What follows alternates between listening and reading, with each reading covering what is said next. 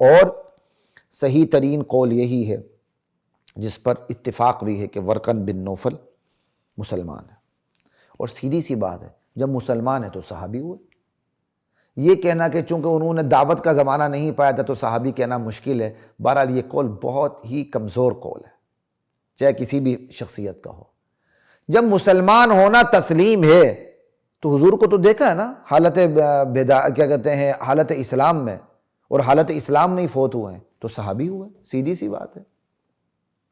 تو ان کا مسلمان ہونا ثابت، جب مسلمان ہونا ثابت تو ورقہ بن نوفل کا رضی اللہ تعالی عنہ ہونا ثابت۔ یہ پکی ٹھکی بات ہے، اچھی طرح ذہن میں بٹھا لیں، ادھر ادھر کی باتوں کی طرف نہ جائیں۔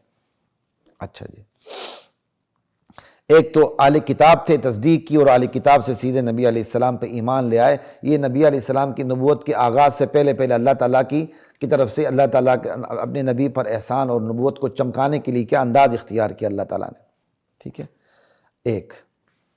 اور پھر یہ دیکھیں ورقہ بن ابھی تو کوئی نماز روزہ حج زکوٰۃ کچھ بھی نہیں آیا تھا، صرف ایمان لائے، اور ورقہ بن نوفل اللہ کے پاس پہنچ گئے۔ کتنا نفع کا سودا کیا کہ کوئی نماز وغیرہ نہیں پڑھی اور سیدھے ایمان کی بدولت جنت میں پہنچ گئے۔ من قال لا الہ الا اللہ دخل الجنہ۔ اس سے یہ بھی پتہ چل گیا کہ خود لا الہ الا اللہ کے اندر کتنی قیمت ہے۔ پوری دنیا ایک طرف ہو جائے، تمام اعمال ایک طرف ہو جائیں، لا الہ الا اللہ باری ہے۔ بندہ 100 حج لے کر آیا، اگر لا الہ الا اللہ نہیں ہے تو 100 حج منہ پہ مار دیے جائیں گے۔ بندہ خدا نخواستہ ایک واجب حج فرض حج بھی نہ کر سکے، لیکن لا الہ الا اللہ کا عقیدہ موجود ہے، سزا پا کے بغیر سزا کے ایک نہ ایک دن انشاءاللہ وہ ضرور جنت میں جائے گا۔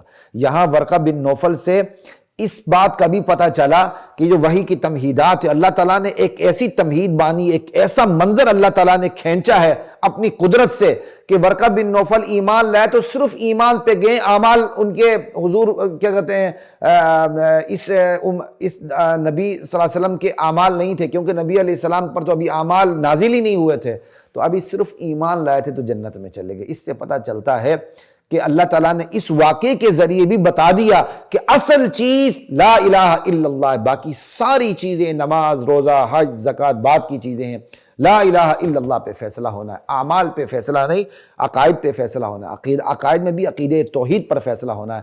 کیسا عجیب اللہ تعالیٰ نے منظر کھینچا ہے، آپ دیکھ لیں کہ طریقہ کار بھی ایسا بنا دیا کہ حضور ورقہ بن نوفل کے پاس حضور کو لایا جاتا ہے، ورقہ بن نوفل پہچان جاتے ہیں اور مسلمان ہو جاتے ہیں، کوئی اعمال بھی بجا نہیں لاتے، سیدھے جنت میں پہنچ جاتے ہیں۔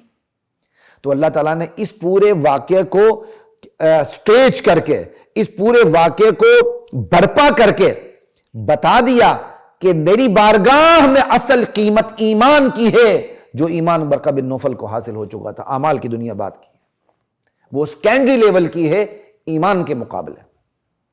اگر پھر بھی ہمیں ایمان کی دولت کی سمجھ نہ آئے تو پھر اس کا کوئی علاج نہیں۔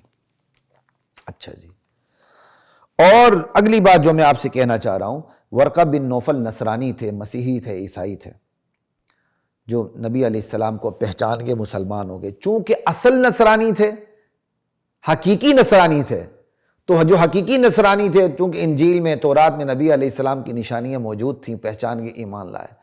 اگر وہ جعلی نصرانی ہوتے تو کبھی بھی حضور پر ایمان نہ لاتے، بلکہ وجدنا علیہا آباءنا کا نعرہ لگاتے ہوئے حضور پر ایمان ہی نہ لاتے۔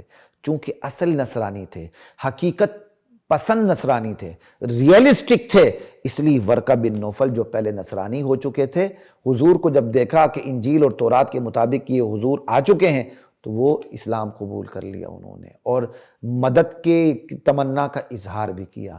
تو میں آج اپنے اس سٹیج کے ذریعے، اس میڈیا کے ذریعے اور اس حدیث کو بیان کرتے ہوئے اپنی تمام مسیحی برادری کو، اندرون بیرون، جو میرا کوئی کلاس فیلو رہا ہے اس کو، اور جو نہیں رہے ان کو بھی، جو مجھے سن رہے مسیحی برادری ان کو بھی میں دعوت دیتا ہوں، خدا کے لیے حقیقت کو پالو، کل آپ کے پاس کوئی موقع نہیں ہوگا۔ دیکھیں کتنا بڑا ورقہ بن نوفل، کتنا بڑا آپ کا نصرانی تھا، اللہ تعالیٰ نے حق سے سرفراز فرما دیا، اصل نصرانی تھے، حضور پہ ایمان لے آئے۔ آپ بھی ورقہ بن نوفل کی سنت کو ادا کرتے ہوئے نبی علیہ السلام پہ ایمان لے آؤ، انشاءاللہ سیدھے جنت میں داخل ہو جاؤ گے، وگر نقل ہاتھ ملتے رہ جاؤ گے، کوئی بھی فائدہ نہیں ہوگا۔ لا الہ الا اللہ، یہ میرا پیغام ہے اپنے تمام مسیحی برادری کو، لا الہ الا اللہ۔ اچھا جی،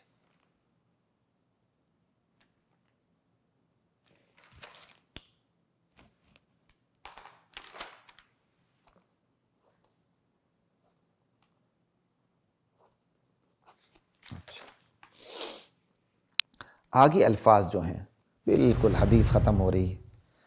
اب یہ دیکھیں آپ، ثم لم ينشب ورقہ ان توفی، ثم لم ينشب ورقہ ان توفی، پھر زیادہ دیر نہیں رہے ورقہ، فوت ہو گئے.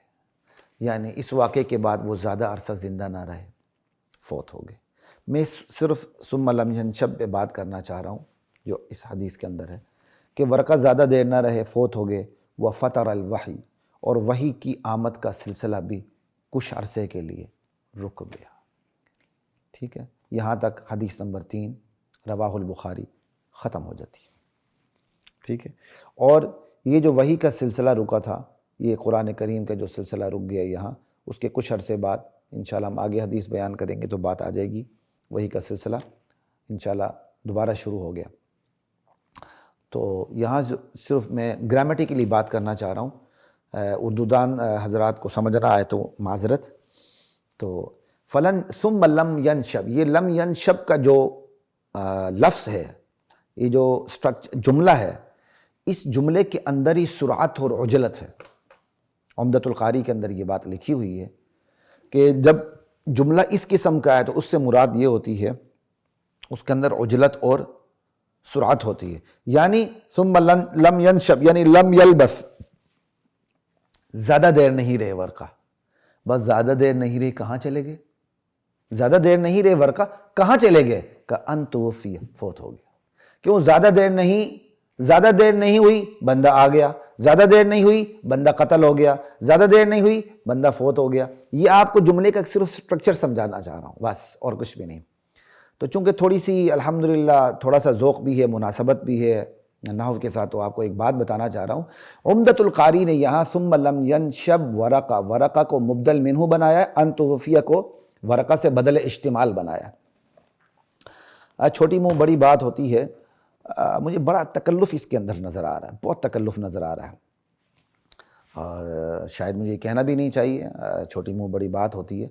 لیکن تحدیث بن نعمت کے طور پر ایک ترکیب میں بھی آپ کے سامنے رکھ دیتا ہوں، شاید اس کا مجھے ثواب مل جائے. اور میرے جس ساتھی نے مجھے ایک ترکیب کا طریقہ کار بتایا تھا، اس پر بھی میں اللہ کا شکر ادا کرتا ہوں، اور میں چاہتا ہوں کہ یہ ثواب ان کو بھی پہنچ جائے. وہ میرے استاد بھی تھے، میرے والد صاحب کے شاگرد بھی تھے، مولانا عبدالرؤف نور اللہ مرقدہ. ثم لم ینشب ورقہ ان توفیہ، ورقہ زیادہ دیر نہیں رہے، فوت ہو گئے. ان توفیہ کیا بن رہا ہے؟ ٹھیک ہے، تو میں نے آپ کو بتایا عمدۃ القاری کے اندر ان توفیہ کو بدل اشتمال بنایا ورقہ سے، ورقہ مبدل منہ ہو گیا. لیکن میرے خیال میں زیادہ بہتر یہ ہے ان سے پہلے با مقدر، ویسے بھی با مقدر ہو جاتی ہے ایسی صورتوں میں. ثم لم ینشب ورقہ زیادہ دیر نہیں رہے، تو کیا ہوا؟ یہ با مقدر ہے اور یہ با تصویریہ ہے. زیادہ دیر نہ رہنے کی صورت کیا ہوئی؟ صورت یہ ہوئی بِأَن توفیہ، کہ وہ فوت ہو گئے. اس میں کوئی بدل شدل بنانے کی ضرورت نہیں ہے، بے غبار عبارت بن جاتی ہے. ثم لم ینشب ورقہ بِأَن توفیہ، با مقدر ہو جائے گی، ان مصدریہ ہو جائے گا. زیادہ دیر نہیں رہے، تو زیادہ دیر نہ رہنے کی صورت کیا ہوئی؟ زیادہ دیر نہیں رہے، یعنی صورت اس کی یہ بنی کہ فوت ہوگی. اس کی مثال میں آپ کو ایک اور دیتا ہوں. یہ ابو داود کے اندر حدیث ہے، حدیث نمبر 43 سنن ابی داود کے اندر. وہاں بھی دیکھیں، وہاں لفظ ہے لم ینشب ان جاء رسول اللہ صلی اللہ علیہ وسلم. زیادہ دیر نہیں گزری تھی کہ رسول کریم صلی اللہ علیہ وسلم تشریف لے آئے تیز چال چلتے ہوئے. آگے پوری حدیث ہے. ٹھیک ہے، اب یہ دیکھیے لم ینشب، زیادہ دیر نہیں رہے، زیادہ دیر نہیں ہوئی. سمجھ آئی؟ زیادہ دیر نہیں ہوئی. بھائی زیادہ دیر نہیں ہونے کی صورت کیا بنی؟ با تصویری ہے، با ان مقدر ہے، با یہاں مقدر ہوگا. بِأَن جاء، زیادہ دیر نہیں گزری تھی، زیادہ دیر نہیں رہے، تو کیا ہوا؟ بِأَن جاء، کہ آئے نبی علیہ السلام. یعنی زیادہ دیر نہیں رہے، آگے. یعنی کیا مطلب؟ نبی علیہ السلام جلدی آگے. ٹھیک ہے، تو یہ صرف میں آپ کو سمجھانا چاہ رہا ہوں کہ سنن ابی داود کے اندر بھی اس قسم کی حدیث ہے لم ینشب ان جاء رسول اللہ. زیادہ نہیں رہے، تو زیادہ نہ رہنے کی صورت کیا بنی؟ یہاں زیادہ نہ رہنے کی صورت یہ ہے کہ آگے، یعنی زیادہ نہ رہے بلکہ زیادہ نہ رہنے کی صورت کیا بنی؟ نبی صلی اللہ علیہ وسلم آگے. کیا مطلب؟ نبی صلی اللہ علیہ وسلم جلدی آگے. اب ایک اور جملہ بھی ہے، کہیں میں نے پڑھا تھا کہ فلم ینشب ان قتلا، وہ زیادہ دیر نہیں رہا. کیا مطلب زیادہ دیر نہیں رہا؟ اس کی صورت کیا بنی؟ ان قتلا، یعنی بی ان قتلا، وہ زیادہ دیر نہیں رہا. با تصویریہ ہوگی، زیادہ دیر نہیں رہا. ان قتلا یعنی بی ان قتلا، اس کی صورت یہ بنی کہ وہ قتل ہو گیا. ٹھیک ہے. اور سنن ابی داود زیادہ دیر نہیں رہے، کیا مطلب؟ جلدی آگے. اس کی صورت یہ بنی کہ آگے بِأَنْ جَاءَ رسول اللہ صلی اللہ علیہ وسلم. بالکل اسی طرح یہاں اس حدیث کے اندر ثُمَّ لَمْ يَنْشَبْ وَرَقَةً أَنْ تُوفِّيَ، پھر ورقہ زیادہ نہیں رہے، زیادہ دیر نہیں رہے. زیادہ دیر نہیں رہے کوئی بھی صورت پیش ہو سکتی ہے. اس کی صورت کیا ہوگی؟ اس کی صورت یہ کہ ان توفیہ، یعنی بِأَنْ تُوفِّيَ، بئیں طور کے وہ فوت ہو گئے. یہ ایک گرامیٹیکلی بات تھی تو میں نے آپ کو بتانا مناسب سمجھا. تو آج یہ حدیث اپنے اختتام کو پہنچ رہی ہے. یہ حدیث اماں عائشہ رضی اللہ تعالی عنہا سے روایت ہے، اور اس کے اندر جو قرآن کریم کی آیت ہے اقرأ بسم ربک الذی خلق، یہ قرآن کریم کی جو سب سے پہلی آیات اتری ہیں وہ یہ آیات ہیں. ٹھیک ہے. اور یہ حدیث اماں عائشہ نے بیان کی ہے.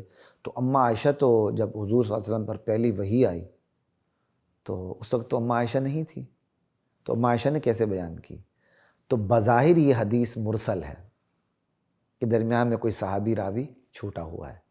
بظاہر مرسل ہے، اور مرسل تو احناف کے نزدیک ویسے مرسل ہے. صحابہ کی مراسیل جو ہیں وہ تو احناف کے نزدیک ویسے بھی حجت ہیں. بظاہر مرسل ہے، حقیقت میں یہ مسند متصل حدیث ہے، کیونکہ غالب گمان، اغلب گمان یہی ہے کہ اماں عائشہ نے براہ راست نبی کریم صلی اللہ علیہ وسلم سے یہ حدیث سنی. ایسا بھی ہو سکتا کہ کسی اور صحابی یا صحابیہ صاحب نے یہ حدیث سنی ہو، لیکن اغلب گمان یہی ہے کہ نبی علیہ السلام سے براہ راست سنی ہو. اور بظاہر مرسل نہیں، حقیقت میں بھی مرسل ہو تو عند الاحناف تو مراسیل صحابہ حجت ہیں. تو اس کے ساتھ ہی حدیث کی نمبر 3 کی تشریح اپنے اختتام کو پہنچتی ہے. کمی بیشی اللہ تعالیٰ معاف فرمائے، اور ہمیں دین کریم کے اللہ تعالیٰ خدمت کی توفیق عطا فرمائے. انشاءاللہ حدیث نمبر 4 کے ساتھ پھر آپ کی خدمت میں حاضری ہوگی. تب تک کے لیے اجازت دیجیے. السلام علیکم ورحمۃ اللہ وبرکاتہ.